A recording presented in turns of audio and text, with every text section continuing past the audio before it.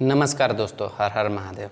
सबसे पहले आप लोग को रामनवमी की हार्दिक शुभकामनाएं।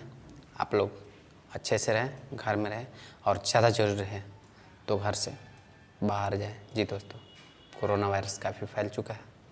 तो आइए स्टार्ट करते हैं आज की ज़बरदस्त जानकारी। जी दोस्तों, प्रमोद प्रेम यादव जी का एक ज़बरदस्त लगन स्पेशल सॉन्ग आप लोग के बीच में आज 3 बजे रिलीज होगा। जी दोस्तों, यह गाना शिवाय फिल्म यूट्यूब चैनल से रिलीज होगा।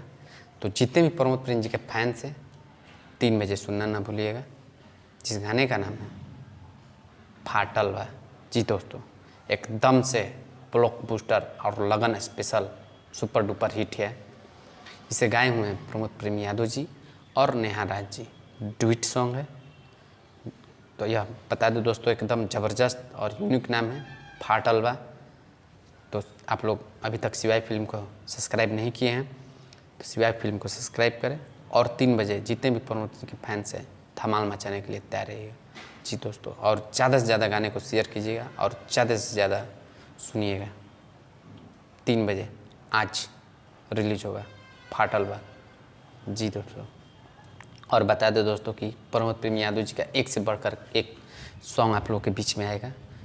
जिस सॉन्ग का वीडियो भी कंप्लीट हो चुका है, जिसे पंजाब में शूट किया गया है, एक नए तरीके से शूट किया गया है।